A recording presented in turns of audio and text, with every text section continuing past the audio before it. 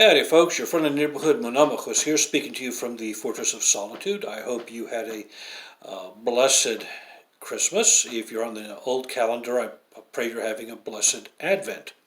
Christ is born. Glorify Him. For those of us who are on the new calendar, and sometimes I wonder why we're on the new calendar. But anyway, regardless, I would like to do something that I've never done before, and that is have a year-end review. Or the year in review. This is going to be a little freewheeling. There's no rhyme or reason to it. I'm just going to look at the year, what I think the highlights, the lowlights. I'm going to ignore some stuff. I'm going to forget some stuff. But I would like to start it off with a question. One of our commentators, a man named John Secularis, a man who I've known many, many decades, good guy. We don't necessarily agree politically, but he's an honest guy, a good faith guy. And I hope to interview him someday because he's a historian and he's written a dissertation on the Balkan Wars. Anyway, regardless, that's in the stages. He asked me a question in regard to something I had written earlier, that I said that I think perhaps our society is unstable and may not make it past a certain period. And he asked me, George, why do you say that? And I said, well, let me address it in this format, as I think it would be better rather than in print. So, if you all will forgive me, I will begin this year-end review with addressing Mr. Secularis. Well, I'll tell you, even though I'm tickled pink that Trump won the election and he short-circuited the deep state and he continues to cause an unraveling of the deep state and has maybe bought us some time, I also look at our debt. It's at $22 trillion. Now, I've seen some economists talk about how this debt can be retired by switching to what used to be called silver certificates or U.S. notes as opposed to Federal Reserve notes. If you look in your wallet and you pull out a dollar bill, it'll say Federal Reserve note. In other words, it's not printed by the Congress, it's printed by the Federal Reserve. The Federal Reserve has loaned them to the federal government and to use as their money supply, but the federal government has to pay the Federal Reserve back with debt, and it's an ever-increasing debt.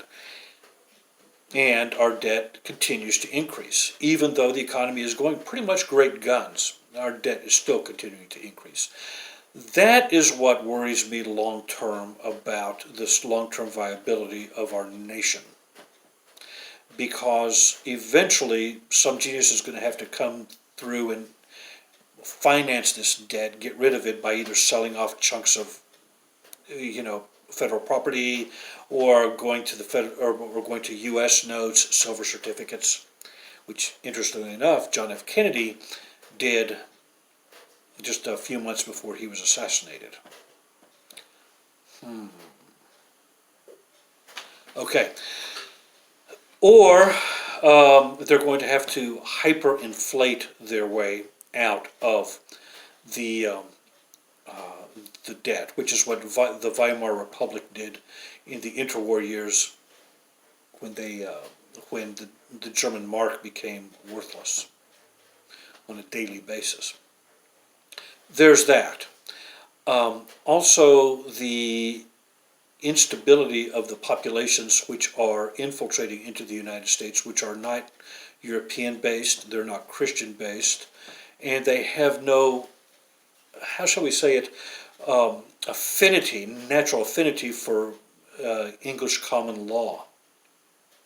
I look at, for instance, my own ethnic group, the Greeks, the Greek Americans. I can honestly tell you that the overwhelming percentage of Greek Americans up until 1970, I'd say, were Democrats, but they were all highly conservative, and they all believed in the normal things that your typical white settler believed in: self-sufficiency, gun ownership, segregation, unfortunately, things like that. And that goes across the board for almost all all European ethnic group that immigrated to the United States.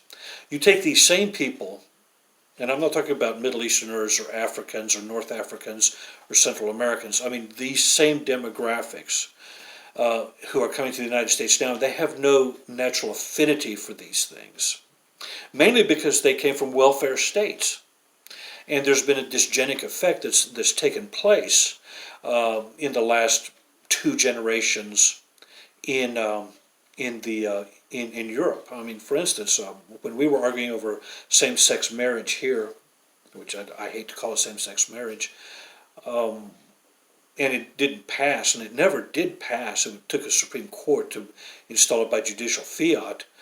I can say that it had already become normative and legal by parliamentary action in many European polities, including Scotland. I mean, you think of Scotland, you think of these very virile men who are very macho and who have a typical disdain for homosexuality. Well, they democratically passed homosexual marriage while we were still arguing about it. Recently, I commented on the fact that Ireland, again, a very patriarchal, macho culture, they legalized abortion. And their president, even before that, is only part Irish, and he's an open homosexual. Okay, so you see what I'm talking about when I say a dysgenic effect that's been going on in Europe over these last few generations. And these same people, when they migrate to America, they bring these types of ideas with them. It's like, I had a discussion not that long ago with a fellow Greek American who was from Greece, a little bit younger than me, but a professional man, very well spoken, and he literally could not understand my fealty to the NRA. He couldn't understand it. He couldn't understand why we can't have common sense gun control. Okay? So this just shows you what we're dealing with as a nation. So, John, if that answers your question, I hope so, but it also encapsulates the year in review. And for the graph for this particular vlog, I took a cartoon, a political cartoon, showing the Kavanaugh hearing, the after effects of the Kavanaugh hearing. And I think that was the big story of the year. I really do. It was a major victory for the right, major victory, and I think it portends well for the future. Another thing I wanted to talk about was the cultural things, like the Kavanaugh thing. That was a politico-cultural thing. But there are other things on the cultural horizon which give me some hope, even though we've pretty much lost the culture. And for instance, I'm tickled pink that the Weekly Standard had to close up shop. That was, I really despise those Trotskyists, who have infiltrated the Republican Party and taken over the conservative movement. They have led us down a primrose path towards endless war for no reason at all. And I'm just tickled pink that Bill Kristol in his magazine, and I know Bill Kristol is not part of it, but still he was the face of it, had to close up shop. And what's interesting about the Weekly Standard is that when it started 25 years ago, it had oodles and oodles of money backing it up. Unlike the National Review, which was William F. Buckley's publication, which was run on a shoestring, and Bill Buckley had to constantly write novels and books and compendiums of essays, in other words, to feed his family and to keep it going. And he used whatever surplus he had to fund and keep the National Review going. Now, I have my own problems with the National Review. We'll go into them at another time, but they seem to be getting on the true conservative i.e. paleoconservative bandwagon as well. So I'm really happy about Kavanaugh. I'm really excited and gratified that Bill Kristol can't show his face in public anymore, and his worthless rag of a magazine is going to be turned into toilet paper. What am I upset about? Well, I'm scandalized as an Orthodox Christian by what the Ecumenical Patriarch is doing in Ukraine.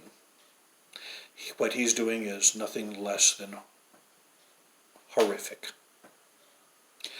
And I will say that it's scandalous simply because, if for no other reason, it's scandalous for this reason. And that is that he has established this precedent, or he's trying to, it's not done yet, in which he can walk into literally any country, any continent, any region, and say, "Oh, you're uncanonical. I'm going to grant you a tomos of autocephaly," or maybe not, or I'll grant you a tomos of autocephaly, but it's really a worthless piece of paper that means nothing because I'm really the patriarch. That's what he did in Ukraine. That's what he's attempting to do in Ukraine. Now, the Ukrainians pulled a fast one on him. Okay, the intricacies of that so-called Unification Council were such that they had to hold it off because they didn't have, because Bartholomew did not have the bishops there to plug in his own preferred candidate for the primate of that church. And they had to keep on holding it off, and I understand there was arm twisting and even the kidnapping of bishops by Poroshenko's Secret Service to be there. Regardless, the man that they elected at this unholy conventicle was not Bartholomew's candidate. And Bartholomew was not pleased because at the first liturgy that they held together as equal primates, this man who goes by the name of Epiphanius, I believe,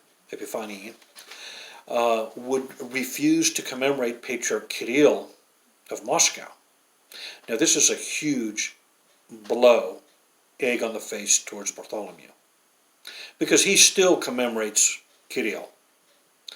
Question is he going to is Epiphanius going to do this again on January 6th when he co-celebrates with Bartholomew at the Patriarchal Cathedral in Istanbul? Well, we will see.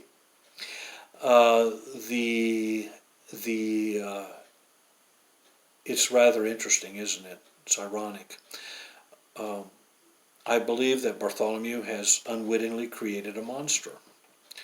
That it's like the old story of the golem. I don't know if you're familiar with the golem.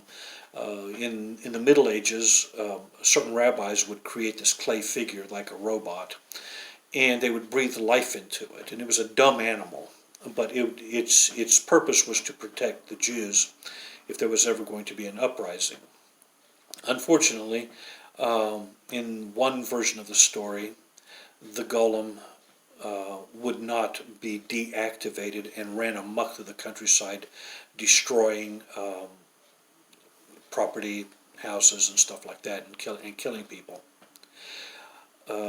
I believe that may have been the basis of Mary Wollstonecraft Shelley's novel Frankenstein, because Frankenstein's monster likewise went on a rampage.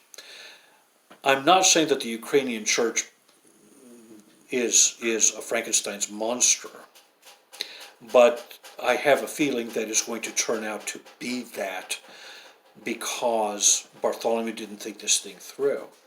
Moreover, Bartholomew disobeyed the canons and the protocols and the normal ecclesiology of the Orthodox Church. And at this point, I'm going to speculate that this could go one of two ways, this Frankenstein monster running amok. And that is that it can inflame the other Orthodox minorities out there, the Macedonian Orthodox Church, the Montenegrin Orthodox Church, the Orthodox Church of Greece, which wants its dioceses back. I think there are 36 dioceses in the north and in the Dodecanese. Okay.